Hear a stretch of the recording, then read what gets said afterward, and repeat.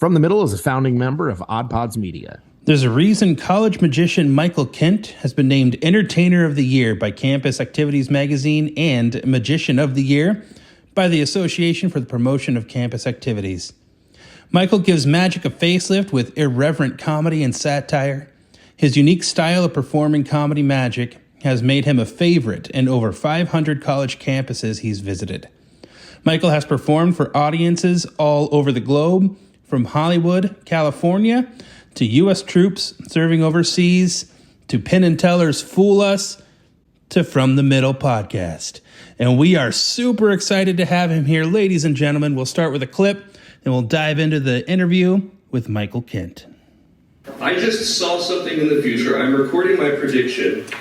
And let's see, what's your name? Me? Yeah. Morgan. Morgan, in the future, I went like this and I saw a conversation that I had with you. And in that conversation, I was like, hey, Morgan. I knew your name because I had asked the president, this was the future, see how that works. I was like, Morgan, name any famous celebrity, any famous person. And the famous person you said was? Taylor Swift? Let me explain what just happened. I write Taylor Swift every time and ask a white girl. That's how that works. It's not romantic, is what I'm saying. From the Middle after dark over here. Hey, everybody. I am so excited for this week's episode. I have a good friend. I'm going to call him a friend. It's been 15 and 20 years since we last saw each other. Michael Kent, comedian, magician, smartass, is joining us for this week's episode. A little background before we get in, just so everybody knows who's who in the zoo and what the connection is.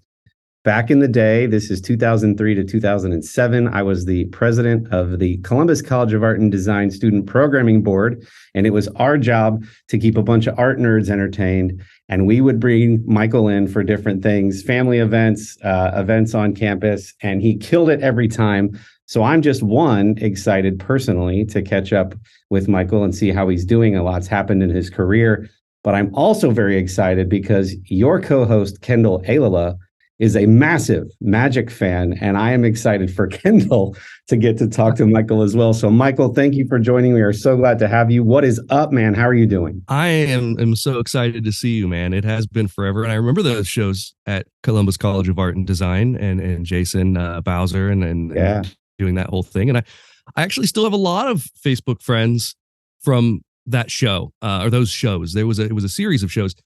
And it's strange because that was like the early 2000s when people that I worked with would send me Facebook friend requests. That no longer happens. That's not a thing anymore.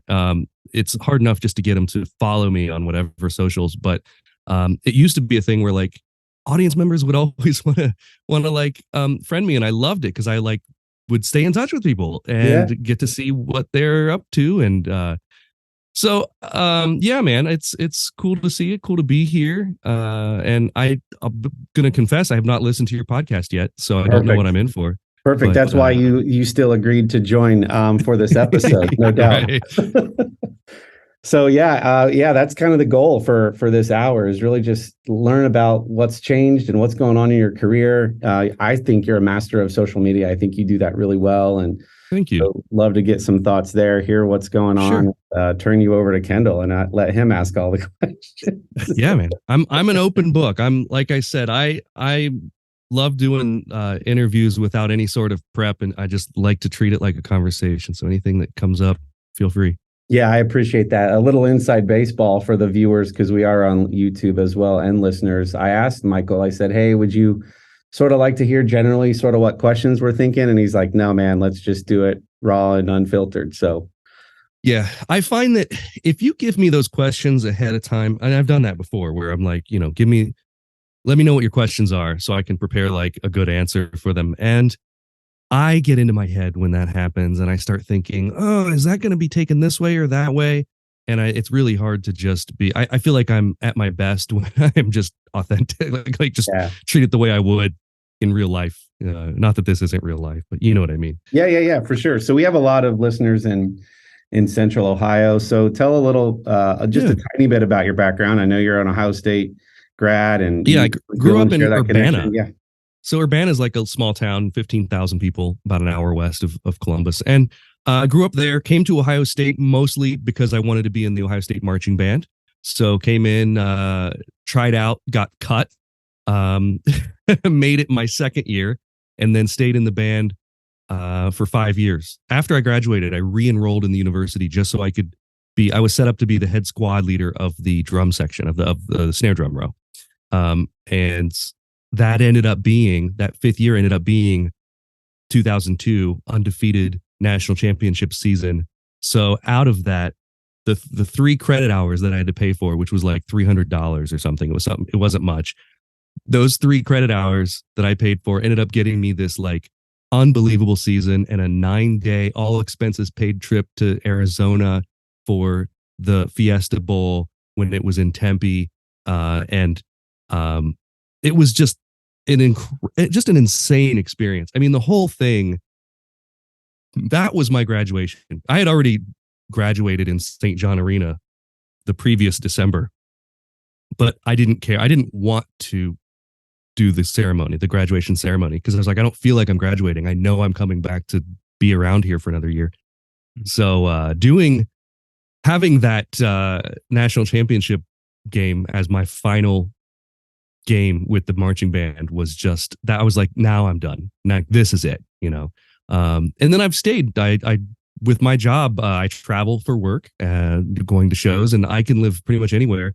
Columbus is a great location for traveling to work. As long as you're not working a ton on the West Coast, you're so close to so many cities that you can get anywhere for a pretty reasonable price. So that's what I do. I fly out, and last week I was in Texas, and then this week I'll be back in Texas. I have 2 shows in Columbus this week, and then I'm fly to Texas on Saturday. So. And how's that life treating you? Do you ever, I know you travel a lot. Do you ever forget what city you're in? I mean, we've had a few comedians on the show who are touring comedians, and I know that life can be hard. Do you enjoy it? Do you enjoy the travel? Do you like sort of getting a pulse check of different cities and different crowds, or is that? It's a good question. It's changed. I've been doing it for 20 years. So I was 25 when I started, and it was so easy. It's so much more fun to travel then, both because I was younger and because people were in a better mood in the airports and on the airplanes and stuff. Oh yeah. But since obviously post apocalypse, everyone is just pissed off, and all day in the airports, it's hard to find someone in a good mood. Maybe at the bars, but I never can go to the bar at an airport because I'm always trying to get to the city and then do things like drive and do a show and stuff. So I sleep really well in hotels because I've got a ton of practice. So that's not an issue for me anymore. As far as seeing the sights, I very rarely can do it unless I've gone to a place multiple times and sort of know. But it's kind of a sad existence to know, like, oh, I'm going to these 30 cities this fall. I'm going to see the hotel, the airport, and the venue. Now, I do I'm a big advocate for the Roadside America app, which you can unlock the whole country for like $10 one-time fee. And it shows you kitschy little roadside attractions and stops and weird things near where you are. And I like that. I also like history. So if there's like a Civil War battlefield near where I am, I'll try to take an hour and go see it. I've even like booked private tours with what do they call them, the rangers or whatever, the national park people. I've booked like one-on-one tours. I've done that several times at Gettysburg and in Antietam and Harper's Ferry and stuff. And I love that type of thing. If I'm in a city for like a couple months ago, I was in New England for a full week doing shows every day. So I had the daytimes to do whatever I wanted. And I was in my buddy Eric's hometown. So he was able to say, hey, go here for pizza, go here for whatever. And so that was cool. I would say the allure of like traveling all the time for work has worn off. It is not, it's not that it's not fun. It just doesn't have the same thing. Like when you have to travel, it's not as cool as when you get to travel. Mm-hmm. So when I'm on someone else's sort of schedule, you know. Yeah. For instance, like, you know, I've done 5 international tours for the military, and I'm on their schedule, you know, to the point where it's like down to the hour. And it's like, you're gonna go here, you know, you get free time here, but you're gonna have a captain's call here, and then you're gonna go to lunch with these folks here, and then they're gonna take you here. So it's kind of like I'm just try to take it in. I know that I will never appreciate it as much as I will when I've like an old man and retired. I'll look back and be like, oh, I should have appreciated it more.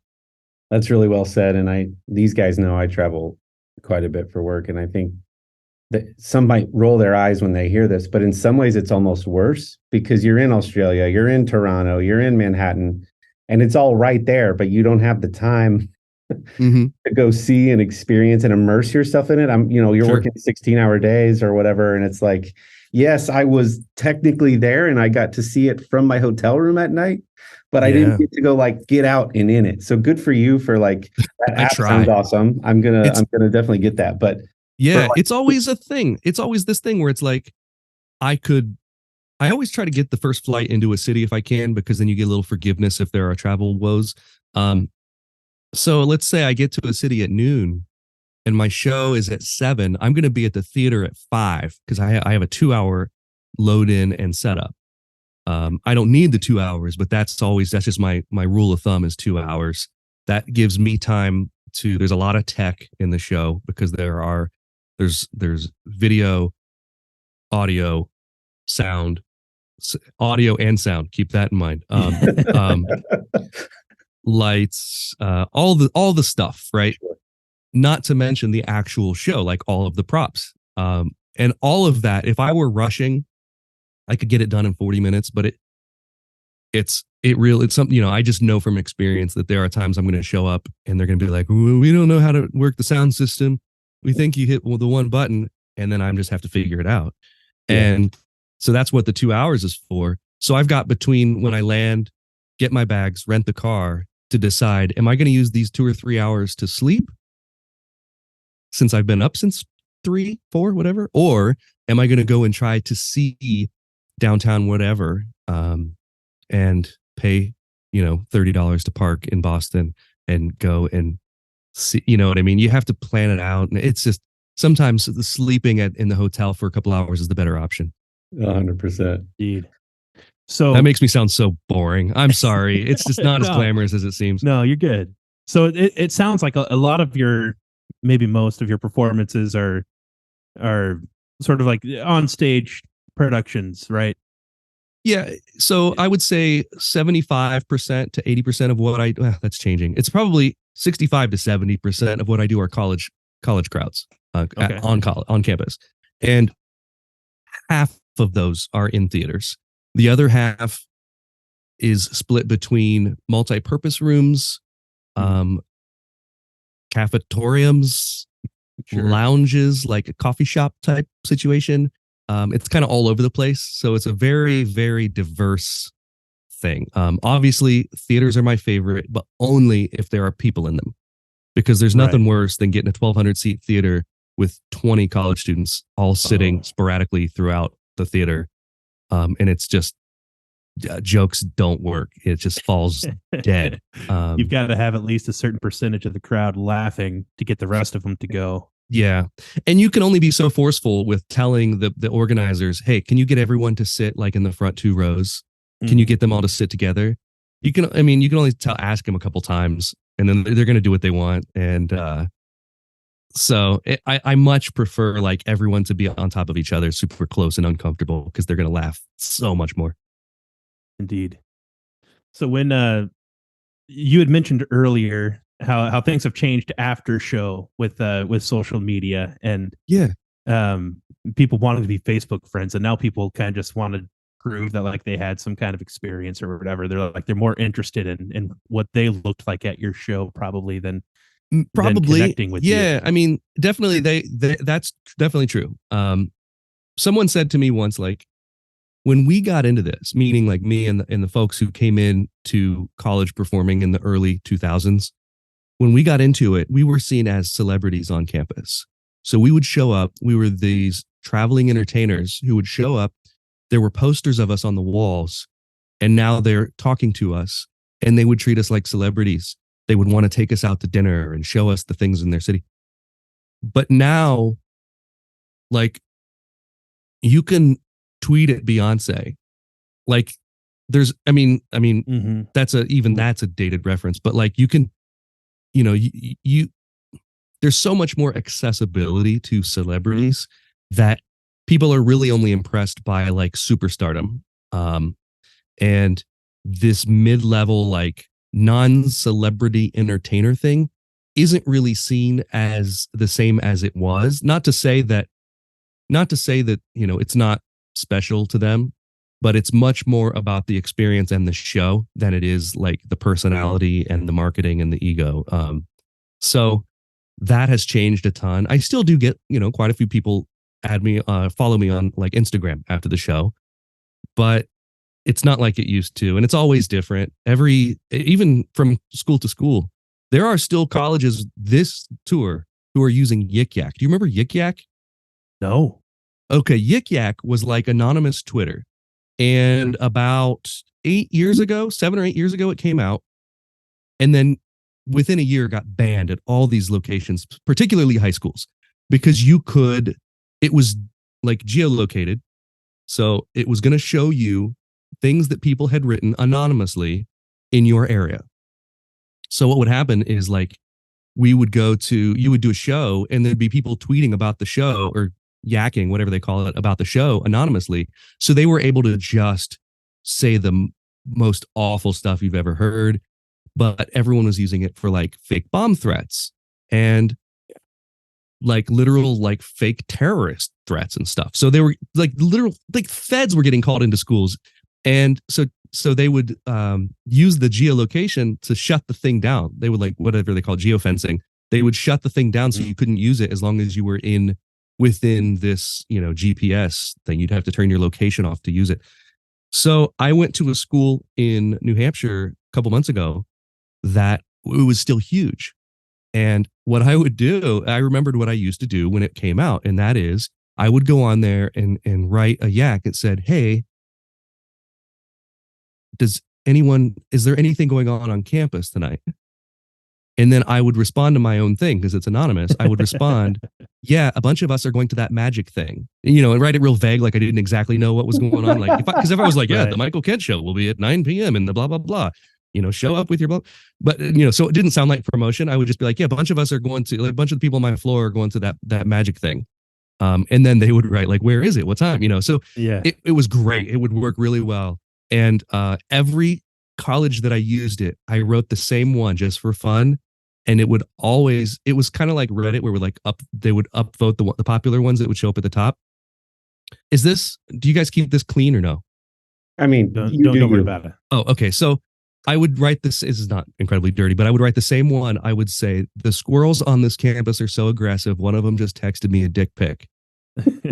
I would write that at every school I went to, and it would always be the top one because every campus has like a squirrel problem. It's crazy. It's a crazy like rule of thumb that anywhere you go, there's going to be a squirrel problem or geese. Sometimes it's geese. Mm-hmm. So that's hilarious. I never even heard of Yik Yak. Yeah, you should look it up because it's back. You can use it. But I think you have to be associated with a school to use it. So it's primarily almost used exclusively for colleges, and then it locks you in to only be able to use it at your location. So it's a weird thing. You can't do what I used to do, which is like, use it to promote at each place. I think we just titled the episode, Kendall, "The Yak is Back" with Michael. The Yak is back. That's funny. Bit of a spin on like the social media questions because I find it so on top of I find it also intriguing. So on top of your actual content being good, like your jokes and your shows and all of that, you use social media well, and even your YouTube channel has lots of new content, lots of older content people can go back and watch. Stuff like your travelogue, stuff that people are doing now, like you were doing a long time ago. And it's good. It's interesting stuff. So thank you. My question is like, are Reels and TikTok and specials on YouTube, are those becoming more seriously discussed points among comics and entertainers? Like I'm thinking like Matt Rife in the last 12 months with Reels, right? So like, talk about that a little bit. There's always a Matt Rife. Like there's always that person. When I started, it was Dane Cook in MySpace. Everyone was looking at the way that Dane Cook was leveraging MySpace, leveraging his fans on MySpace. He was turning them from watching his show once to following him, to keep engaged with him. And that was so new and such a new idea. And so that's where it started for me too, was MySpace. And when someone would follow you there after a show, posting on their what they call, I think they called it a wall or something like that. Like, and you would I had a picture of me. It was actually a picture. It may have been a picture from my show at CCAD, because there was a trick I only did for a few shows where I was holding a big piece of yellow cardboard. It was just a blank piece of yellow cardboard. And then I photoshopped on there, "Thanks for not being a douchebag." And I would put that on someone's wall when they would friend me. And the punchline to that story is that I showed up at a college probably 10 years later, and someone just Google searched my name and found that photo and used it on the posters for the show. I have a picture of a poster somewhere of me holding a sign that said, like, as if like, "Hey, come to this show. His joke is telling people thanks for not being a douchebag," or something, you know. But there's always, what my point was, there's always like whoever is really using the medium well, that everyone then like copies. And the thing with Matt Rife, it wasn't new, but the fact that he was able to, there's a lot of things with Matt Rife. First of all, the work is good. Like he's got good chops. He's quick. There's the, he's like just like a beautiful human being. There's that part of it, which helps, doesn't hurt. Sure. He doesn't look like he should be funny, that type of thing. But the study here is that all of his videos are crowd work. You don't know, if you've never been to a Matt Rife show, you don't know what his jokes are like. You don't know what he does. You just know that he's quick and talking to the crowd. And all the comics do that for the obvious reason that they don't want to burn their material. I don't have that luxury really, because I don't do a ton of crowd work. The crowd work that I do is so, it's not scripted. It's just so like regimented and orchestrated. So I have video of every show. I put a camera in the back of the room for every show. And the stuff that I'm looking for to capture for social is things that go weird. If something goes wrong, if someone says something that's unexpected on stage, or so that I'm not posting I do an hour show and it's like 7 tricks. One-off things, the outliers, the weird stuff, the stuff that just makes good content, things to that's always what I'm looking for. And so many comedians have taken that that idea of just posting their crowd work as quick clips and done so well with it. But I think the real reason it does well is because social has turned into this thing where the algorithm really punishes promotion. And if it gets the sense that you're promoting, it's not going to show it to people, and people aren't going to like it. Everyone just wants authenticity, and crowd work feels authentic. It feels like real life. It feels like this is the only time this has ever happened.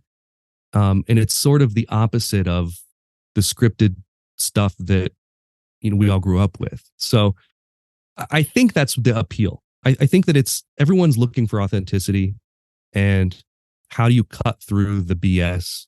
The TikTok videos that do really well for me are the ones with the worst production value. I built this beautiful studio in my home to do these amazing things. And if I shoot a TikTok video down here, no one will see it. But if I do the one in my car, everyone loves it. I don't get it. I do get it, but it's frustrating. That's interesting. I just clicked cancel order on my custom studio wall that I just ordered while we were. There you go. I just went into my email and hit cancel. So I've got you can see it's a mess right now, but I've got a couple different angles where I can do the background stuff, but they're just freaking curtains. And during the pandemic, I did magic shows down here for a year. Yeah. And there were days I was doing 5 magic shows a day down here, eating my lunch in the basement. So I love it so much. So And I promise we're gonna maybe after the break or something. I want to do some deep dives into the world of magic, of magic. trickery. Sure. Because I'm hyper interested in some of the questions that we have for you for there. But I'm so proud of how you've been sitting on your hands, Kendall. I know. You're excited to get to that stuff. I am a magic nerd. I've been studying magic since I was 6. So you know what? That's actually one of my questions is like, so you were on Penn and Teller Fool Us, and we don't need to talk forever about that because that was a long time ago. Yeah. But it's still like an impressive achievement. I'm sure an incredible experience for you. And yeah, I remember seeing it sort of in real time back in the day, and the trick you did and all of that. But what I'm wondering is, or what that taught me from watching Penn and Teller's Fool Us season after season after season, is hearing Penn talk in code and picking up after watching it so long. Like I begin to pick up on some of the things that he's been telling these folks. Anytime he uses the word really, it's nefarious. Like like I've picked up on that and things of that nature. And then there's a lot of name dropping that he does. Yeah. And the name dropping is one of those things that's, unless you're studying magic, it's impossible to get the hint, right? Because exactly. we all just kind of sort of have the same library of dead magicians upstairs in our library. What that got me to thinking was like magicians, at least magicians on that level, on your level, are basically a bunch of book nerds. Yeah.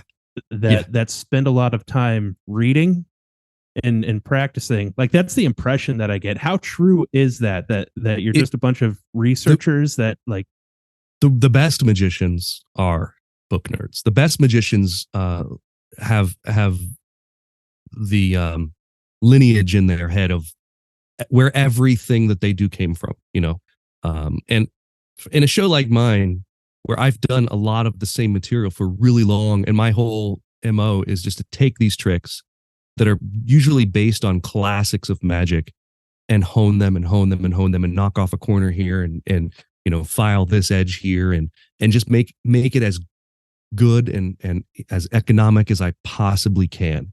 What words can I remove? What movements can I remove? What can I do to make this the best it can be with the bare bones? And part of that is the studying of knowing where this move that I'm doing came from. Who came up with this? Because I don't want to reinvent the wheel. I don't want to create extra work for myself. Someone probably had a better thought on this trick. One of my pet tricks that I rarely perform for people is the color changing knives. So the whole idea is that it's a knife that changes color. And there are, like a pocket knife, there are tons of routines. The most common one is that you do the color changing and then you explain you have a second knife that's the other color and you're switching them, but then they still change color. And then and sometimes there's a surprise ending where it changes into a third color, whatever it is. Sometimes they turn into tiny knives, whatever it might be. When I started working on that, I just became a huge nerd about it. I found every set of lecture notes that was ever written on the things, every book that had it mentioned, anyone that had work on it. I wanted to know because I had some moves in my head for the knives that I wanted to know if I made them up. And one of them, I think I did. It's like a move that I haven't read anywhere else. I've never seen anyone else do it. And it's nice to know those things. It's also nice to know, like I said, where if I can make this better by just rediscovering what someone else already figured out, that's the best way. That's now, that said, with the YouTube generation, so we're talking like from 2006 on, most people, young people, get into magic through YouTube. And in doing so, there's a lot less reading. There's also a lot less books sold than like downloads, like lecture videos and stuff. Like, when you buy a magic trick, it's very rare to read the instructions on how to do it anymore. It's pretty much always a download of a video instruction of the actual inventor teaching it. there's a guy that's no longer with us anymore. It was very famous in the UK for a long time, Paul Daniels. And I had the honor of having dinner with Paul and his wife, Debbie, like maybe the year before he died, that he was in Columbus. And he said, when you read how to do a magic trick, you imagine yourself doing it. When you watch a video of a magic trick, you end up just emulating what you saw in the video. Mm-hmm. And that's a pretty major difference. And there's a magic trick I do where these two torn cards link together, and it's probably 40 pages in a book because it's describing every hand position, every finger, where it goes, what you do on each thing. And it took me months, like probably 6 months to learn this trick. I don't think I could have ever learned it from a video because there are nuances that are in print there that you can only really get by understanding, like by reading it. I think it may just be because that's how I grew up. Like that's how I learned better. But yeah, it's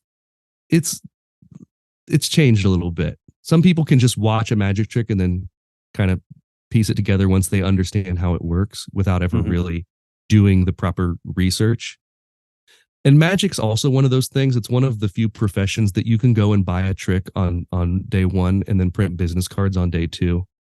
Sure. It's one of those things. This is a common complaint that I've heard in photography as well. Where if you buy a nice camera, you can go and take beautiful pictures. You don't really know what you're doing, but you can shoot on automatic and take decent pictures. Sure. So we talked at length about the rise of the momtographer. The momtographer. I love it. That happened, and it was like, got a nice camera, and now they're shooting weddings for $3,000 overnight, and you're like, wow. Yeah. And I have a couple of photographer friends I remember talking about this with, because magic is very much the same way. And I'll go out to a spot that's, there's a spot in Grandview, Ohio, where I shoot the bald eagle nest quite often, and there are photographers there with camera. Yeah, sorry. I photograph the bald eagle's nest. That's a felony in this state. Yeah. I always say, like, I understand hunting right up until the point that you take the life of an innocent animal. That's the part I don't understand it. And so that's why I like photography, because it's basically hunting without the death. It's like I'm capturing this achievement of seeing the thing without taking it home. I'm taking it home in a different way. No, but I'll go out there and I'll see people with, gear that's 3 times as expensive as my gear, but they don't know what they're doing with it. They haven't studied, they don't know how the different parts of exposure and how that works. So I'm super excited to keep diving headlong into the world of illusion and magic. We're going to take a quick break and hear some words from some of our friends in Odd Pods Media, and we'll be right back with Michael. Hey there, I'm Dave, the host of Beer in Front. Sometimes the beer in front of you is the best one yet. I'll talk about some old school beers that maybe you've forgotten about, some new beers that have the potential to be a classic.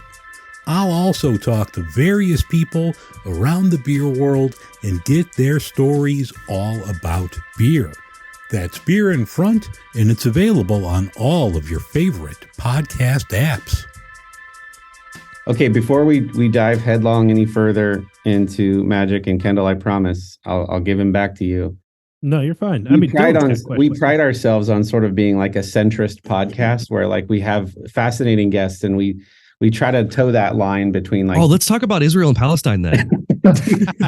like deep diving, but also like keeping it at the level of like somebody who's never heard about it. They have a preconceived notion of what magic is. Sure. They had a hokey guy in their small town who was like 80 years old. And like, I personally love your tagline, comedian, magician, smartass, in our YouTube thumbnail. I love it.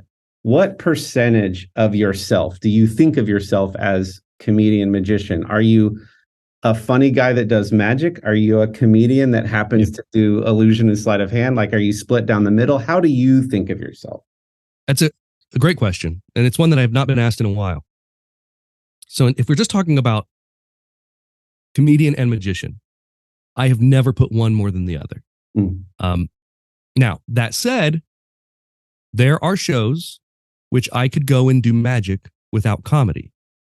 But there are not opportunities for me to do comedy without magic because I'm not good enough as a stand-up. I have tried stand-up and I haven't put in the hours. I don't have the stage time.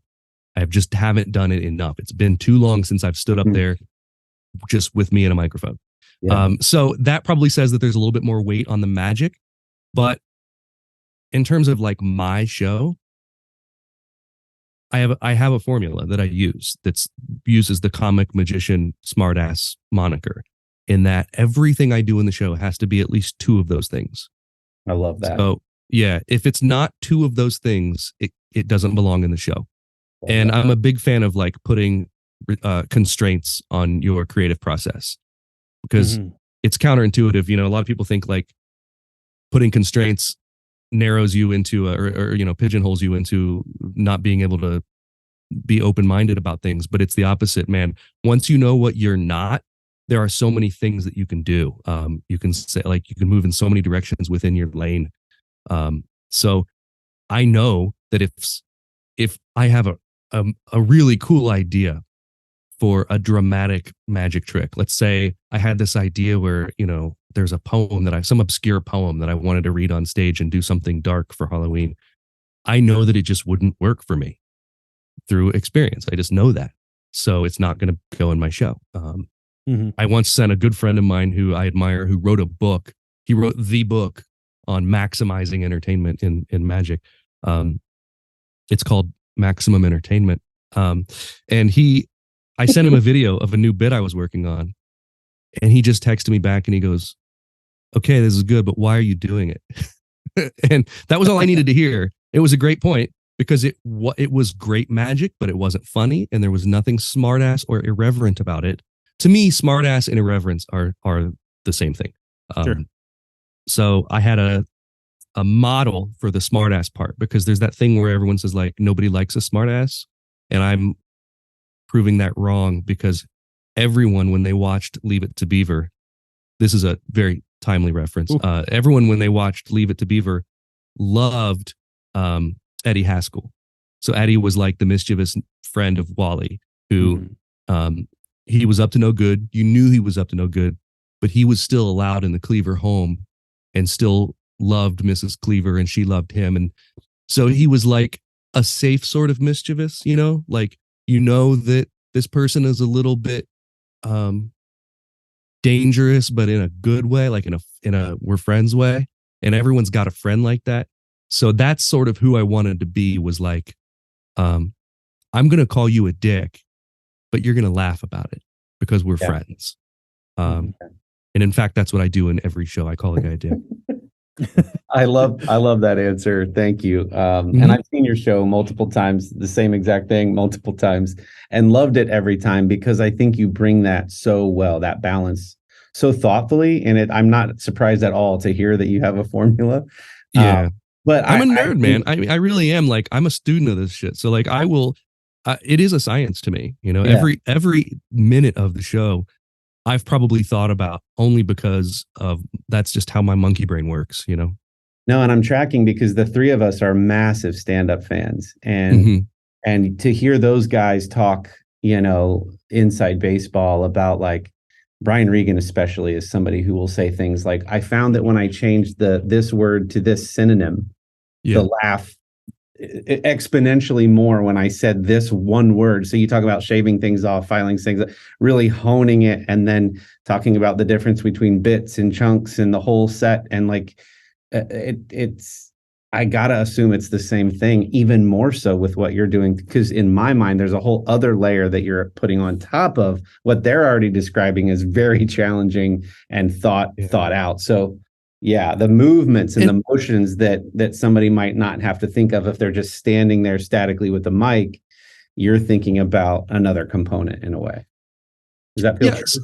It does. And the way that I think about it is like, the magic are the things that I have to do, like the moves I have to do. There's not as much leeway with that as there is with what I'm doing and saying and how I'm moving.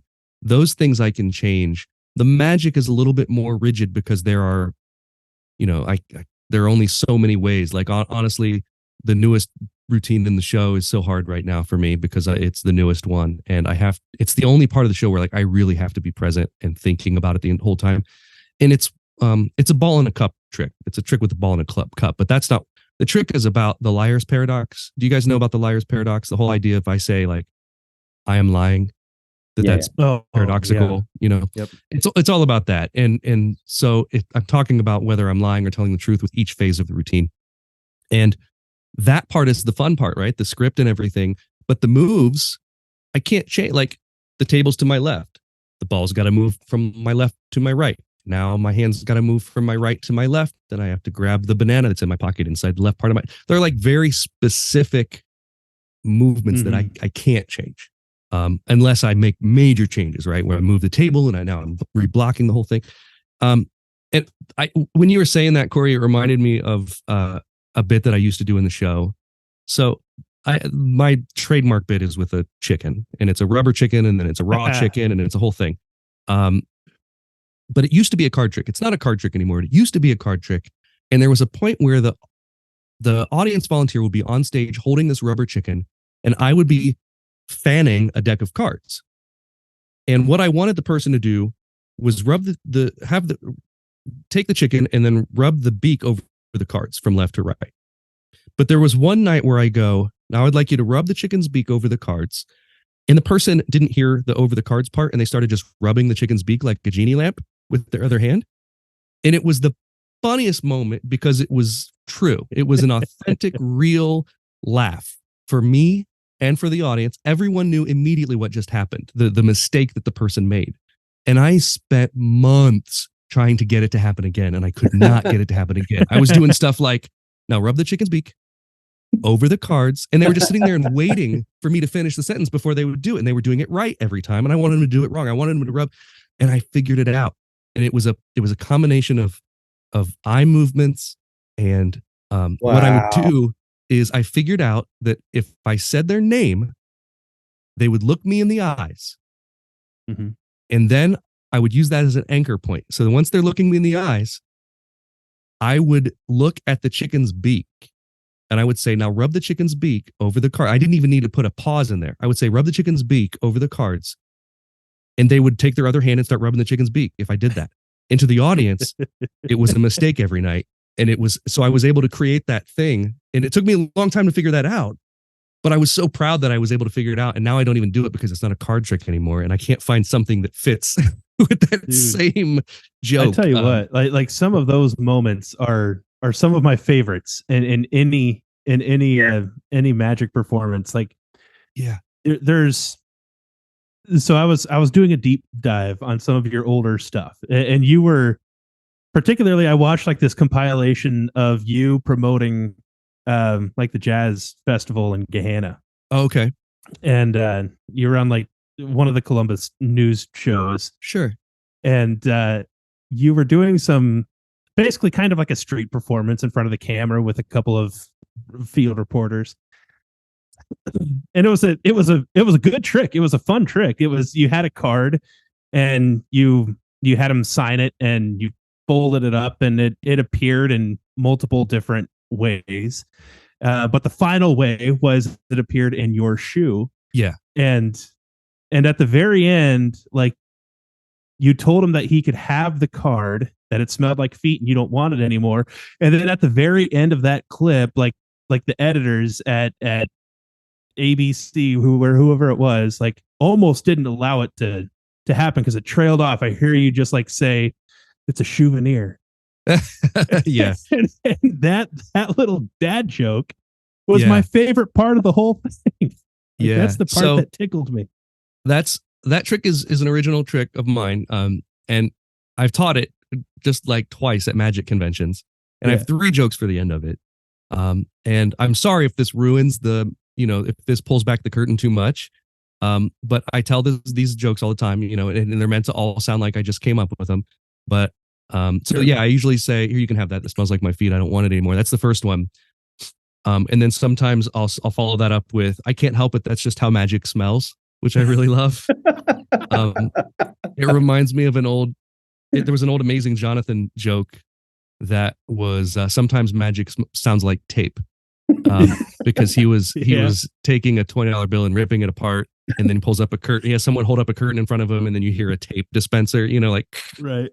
he's like, sometimes magic smells like tape. So that's kind of where the influence for that joke, is like, that's just how magic smells. And then if they're really listening, I'll say, you can have that. It's a souvenir. And then I'll trail that off with, if you're into puns. So yeah, these came from doing restaurant magic. I used to do 4 nights a week restaurant magic when I was 21, 22, something like that. I would do different restaurants around town. And when you do restaurants, you're there for 2 hours, 3 hours, and you're doing the same trick 30, 40 times a night. And so you get really good at figuring out where the beats are. And I always say that's like the best way, not even practicing magic, but practicing like talking to people and learning what people like to pay attention to and what they don't, what Well, kind of what I've heard you talking about earlier is that something that for some reason I'd never even thought about was you're doing this performance and there's technicality to it, and which requires a certain amount of attention depending on how comfortable you are with the trick. But at the same time, so your mind is going through that and your motor skills are going through all of that. And while you're doing all of that, you have to talk and you have to sound nonchalant and witty and seem like you're in the moment with everyone else and all of those things. And I can see that being something that like you would have to nail that part down technically. The part about being nonchalant, I like that you said that. It's probably the most important part to me, is for it to seem, I want the whole show to seem like this is the first time it's ever happened. The audience is smarter than that. They know that this isn't, but I want them to be able to suspend their disbelief and be able to believe that when I make a mistake on stage, that it's a real mistake. Yeah. Not, I want them to think like, he's in trouble now. How's he going to get out of it? Because then they'll buy into whatever the premise is, whatever the joke is, whatever. So, there are a lot of moments that are in the show that are very, you have to be present and believe it for yourself, or else it's not going to work. And at the same time, I have the best hearing in the world when I'm on stage. In the rest of my life, I don't. Like clinically losing my hearing. Thanks to years and years of playing the drums and going to concerts and stuff. My wife will tell you I can't hear very well at all. But when I'm on stage, there is some sort of heightened awareness on the tricks where, especially the tricks that I have done longest. And I'm not saying I go on autopilot. I feel like I'm still probably present and presenting the trick, but I can literally pick up conversations that are happening in the audience. And I will surprise people sometimes if they come up to me after the show and talk to them about like, oh, you got up and went to the bathroom, you missed this trick or whatever. You like, I can just, I'm like hyper aware of the audience for whatever reason, the ones that I can see when I'm on stage. I don't know what causes that. I don't know how I'm able to do that, but for some reason during the show, I can hear conversations. I can hear things that people say. You need to work that into a mentalism thing. Well, I do have this thing at the end of the show where I've been doing it again lately. I can only do it if I've done a lot of shows recently, and this fall's been pretty busy because I'm in the practice of it, where I recall every name of every person I've talked to during the show, which is by the end of the show, it's about 9 or 10 people. So it's not like, if it was like 20 or 30, it'd be super impressive, but it's still enough that it gets an applause at the end of it. I'll say, because at near the end, there's a spot where I say, give it up for blah, blah, blah for being a good sport, and for blah, blah, blah, and blah, blah, blah. And I'm just naming all of the names of everyone that we've had. And it's just a fun little thing that there's no way in hell I could do outside of the context of the show. There's no way I could go into a room, meet 10 people, and tell you their names 20 minutes later. That's fun. It's just some sort of weird superpower that comes with the endorphins or the adrenaline or the nerves or whatever it is. I don't know what it is. But Dylan, do you have any magic questions? I could keep going. I don't want to monopolize the time here. This is all super fascinating. So, um, we talked a little bit about we're kind of centrist to a lot of things. So we like to have like experts might listen in, and then people who've never really, seen a magic show. So if you're into sports, you got to know history and rivalry. If you're into, Harleys, you've got to know about certain parts and how does the community feel about the electric motorcycle. What are some things people who maybe aren't very familiar with magic, what are some things that they might find interesting that you think is true or think people should know about the industry? One of the things that people don't realize is that magic is a thing where like most of you really have to own the rights to be able to perform a trick. Now if you're a hobbyist magician, no one cares if you're doing a thing. But if I go on TV and I perform a trick and I haven't paid that creator to perform that trick, that's like a huge deal. That's to me anyway. And just like comedians steal each other's jokes and take the wrath for it, that happens in magic all the time. And I've been sent videos of people in Australia performing my material word for word. One guy was doing 20 whole minutes of my show, like word for word. And there was one guy in my market, in the college, performing in colleges, performing one of my routines. I was told word for word by multiple people, and this was years ago. I'm too old to care anymore. Like I don't have the vigor I had when I was in my 20s and 30s where I had the extra space to care about stuff like that, because now I'm like, I'd much rather be the guy creating the thing that someone's copying than the guy copying the stuff and then knowing that I'm copying it. But people don't realize that you can buy magic tricks, right? Like even if it's a card trick that doesn't require special props, I might be buying the rights to perform that trick. And what you're doing is buying the secret and the method, like they'll teach you how to do it. And then you're also buying the rights. And sometimes you'll buy something and they'll be like TV rights restricted. So if it's something that someone like still has a lot of personal feelings about, like they want this to be their trick, they'll say, hey, you can perform this commercially, that's fine. But if you want to perform it on TV, come back to me and we'll talk about it.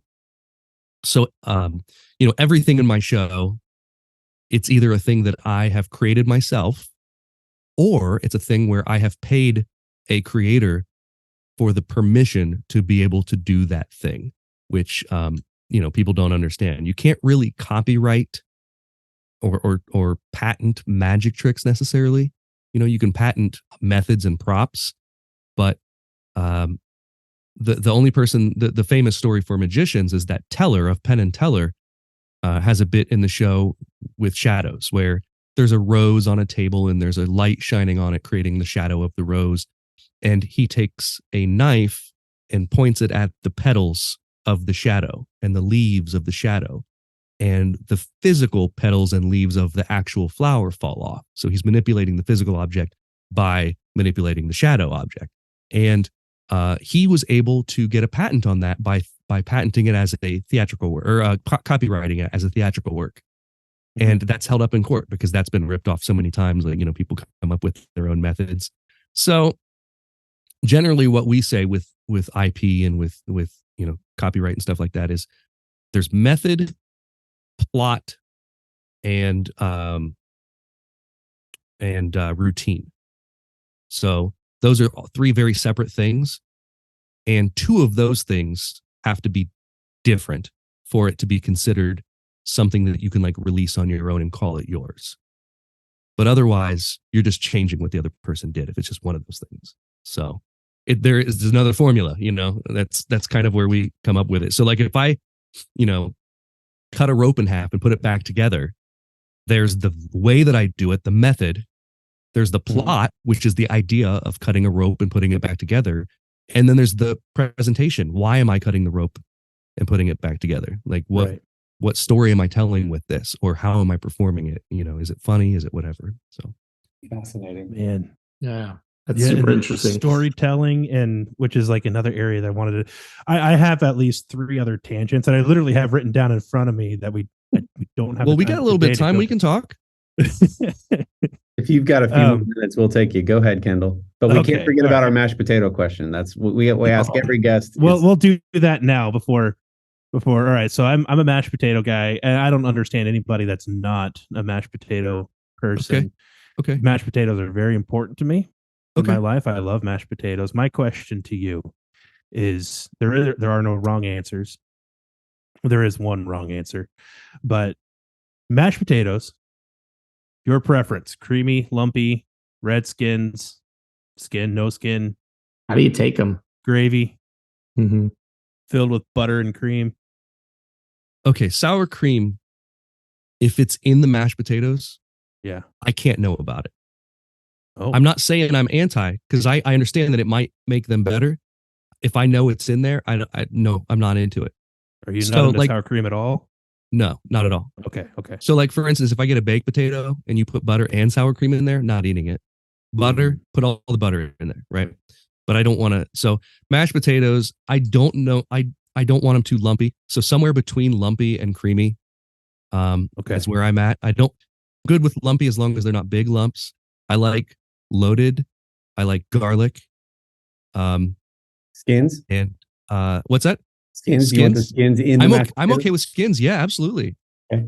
I'm okay with skins on mashed potatoes. Don't put them on my French fries. Mm-hmm. Oh, hot take.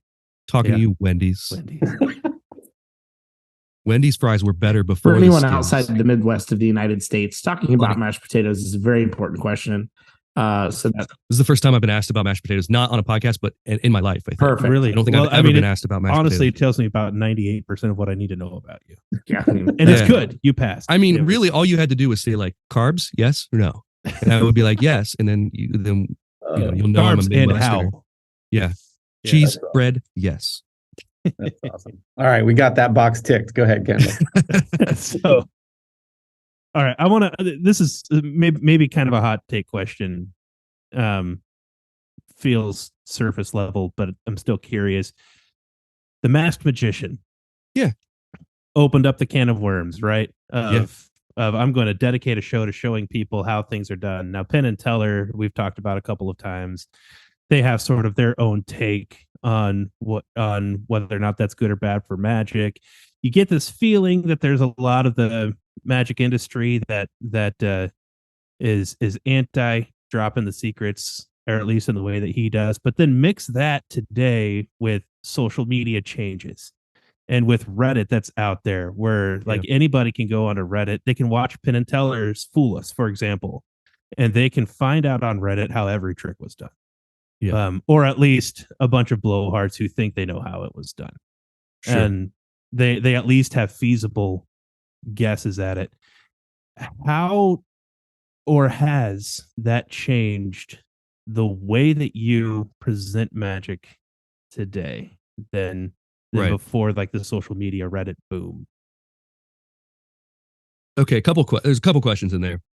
I will say, first of all, when you do magic for a living, I think even if you do magic as a hobbyist, you develop a respect immediately for the secrecy of it, because that's what makes it what it is. Magic is not interesting if you already know how it works. That's kind of the thing, right? Like, everyone's got this in their own profession. When you see someone else do what you do, you see it from an analytical point of view rather than the way that a layperson, a non-magician or whatever it is you do, sees it. Okay, so like, if I go to a magic show, I don't see it the same way that a non-magician sees it. So with that said, I only say that to say that the audience needs to not know how it works for it to be good. With that said, the Masked Magician only made magic more popular. And I know this because when I was talking earlier about how I was doing like 4 nights a week in restaurants, that was during that time when those specials came out on Fox, and everyone wanted to talk about them. And everyone would say the same thing. I saw that Masked Magician. He did this trick. Do you remember how he did it? No, I don't. No one could tell. They don't remember the methods. They just remember that they saw how it was done. Because in order to retain that information, you have to be intellectually curious about it. And that's also that step, that bridge between wanting to know and wanting to find out. Because like, it's one thing to be curious, but if you're curious to the level that you're going to go search for it on Reddit, that's a different level. Now you're approaching like almost fanatic or hobbyist about the thing. Sure. It's more than just being a casual observer. And even then, you'll probably forget. And to be honest, my job as a magician is to take a trick that the masked magician did and exposed and still fool you with it tomorrow by just performing it well. And I used to do this. I worked in a magic shop when I was a teenager, and I used to do that all the time with tricks. I would fool people. I would fool magicians with tricks that I know that they knew how to do by changing one little thing, changing the presentation, doing something the other way. You know, there are a million ways. Like there's no one way to do any of the tricks. And the masked magician, the funny part about that is a lot of the methods that guy exposed weren't real methods that a lot of people use anyway. Not in some cases. Some cases he was exposing what, the way that most people do the thing. But there was one where he was making someone levitate with like a forklift, and most of us watched that and like, that's hilarious. No one would ever. You don't need to do. There's 5 better ways to do that. The guy's name was Valentino. He was basically a failed lounge act in Vegas. He was down in the Fremont Street area. Like I say failed. He was doing a show. He was fine. He was working. He just wasn't like a big name. This made him. This was good TV. He wasn't as big as he was going to be when he became masked magician. That's true. Yeah. And that's great TV. I mean, the YouTube or the TikTok videos that expose magic do so much better than the TikTok videos of people performing magic. And there's a reason for that. It's pulling back the curtain. It's adding the realness to the thing. And there's one friend of mine who does really well on TikTok, and his whole thing is that he's oh shit, hold on, I lost my audio. His whole thing is that he's performing for a fake camera, like a fake iPhone off camera, and you're getting the behind the scenes shot of how he's doing it. So he's performing to another angle, and he's looking at you with a wink and a nod, like this is going to be good. This is going to fool them, And you should look at it. His name's Kyle Marlett. He's a great magician, but the stuff that he's doing, and a lot of time he's inventing methods that magicians aren't really doing, but he's doing stuff that you watch and you're like, oh, that's great. He's really going to fool them, And it reminds you of those videos where they show the tutorial of how they made this commercial with their iPhone, and then they'll show you the commercial, and it's amazing to watch, People love behind the scenes. It's super intriguing. I love it. I go to a concert. Half the time I'm watching the front of the house and the stagehands and the backstage stuff, because that is so intriguing to me, sometimes more than the actual artist. That's awesome. So Michael, can't thank you enough for your time. Yeah. I understand you may have some projects in the work. There's some things you've been talking about on your socials about things you might want to try. So is that true? Can you tell us anything about it? And if not, how do people follow you? Yeah. What's the best place for people to see your content? The thing that I've been working on a lot lately is, well, first of all, if you want to see me do magic, when is this coming out? When is this episode coming out? It'll be this week. Tomorrow. This week. Great. So November 3rd, I'll be at the Music Box Supper Club in Cleveland. And those tickets are available. It's musicboxcle.com. And that's going to be a fun show. One of the only Ohio shows I have, like public shows I have coming up. But the big thing lately is my podcast. So I do a podcast that has nothing to do with magic. It's called The Internet Says It's True. It's every week. I take some story that sounds like I made it up, but is really true. Sometimes they're historical stories. Sometimes they're like this week. It's about the weird thing with Warren Beatty, where he wanted to retain the rights to Dick Tracy. And there was a legal battle over whether or not he had the rights. And the stipulation by the judge was that you have to appear as Dick Tracy every once in a while to keep the legal rights. So once every 14 years for the last few decades, he's just put on the outfit and gone on in the middle of the night on some weird interview show as Dick Tracy talking about the 1990 movie Dick Tracy, and it's the most bizarre. They're bad. They're horribly produced. The one he did it this January. He's 86, and he's sitting there in his original Dick Tracy outfit, doing what's it called, like commentary on the movie, saying stuff like, as Dick Tracy, not as Warren Beatty, as Dick Tracy, commenting on like stuff like, yep, nope, I don't know, I don't think it would have been like, oh, that wasn't good, yep, nope, I don't know about that. Just the dumbest, like adding no content whatsoever, but just strictly to fulfill his legal obligation to keep the character in case he wants to option another movie in his last however many years of life. It's bizarre. And so this week on the podcast that came out yesterday, I outlined like the whole road toward that thing and what the court case was like and the whole thing. So next week we're talking all about the world's smallest skyscraper, which is another fun thing. This guy, he sold investors on a 480-foot skyscraper, and then when he got him to sign off on it, he changed all the plans to 480 inches. And everyone signed off on this building and invested a ton of money, and he built the small building and got away with it and made all this money. It's crazy. It's in Texas. By the way, I just imagine that Warren Beatty has told his family for years he has no plans to make another movie. It's just his favorite thing to do every 4 I think it's spite.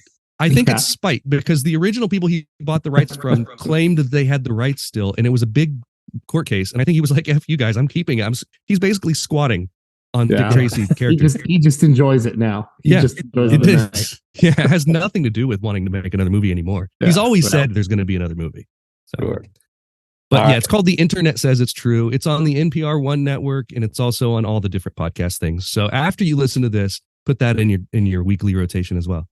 Awesome. And if there's somebody that wants to book you, how would they go about doing that? And I hear you're only open to tropical locations now for six figures. I'll go anywhere. Yeah, well, I'll go anywhere if you pay me enough. It's kind of this next 2 weeks, I'm in Texas. And the next Wednesday, I'm in Providence, Rhode Island on Wednesday, Los Angeles Thursday, Denver Friday and Saturday. So it's kind of crazy. If you want to book me, you just Google my name. You just Google Michael Kent, or you just go to michaelkentlive.com. It's also a good place to see like videos and things like that. So yeah, Michael Kent Live, but send me a message. I'll hook you up with the agent to get a show going. I perform for kids' birthday parties, but only for very extremely wealthy parents. So well, I know I get birthday party requests every week. Unfortunately, I don't do them anymore, but man, yeah, that's a lot of work. About that again too. We need to have you on again, because I've got more. Absolutely, dude. I know. I'd be happy to come on again sometime. Thank you so much for squeezing us in. I know you're a busy man. Congrats with all your success. To all of our listeners and viewers, go follow this guy. He's fun. As you've heard, he's down to earth and authentic and real. We're his biggest fans now. So, Michael, thanks for your time, and we'll catch you on the flippity flip. I appreciate it. Thanks, guys. Good to see you again, Corey. Bye.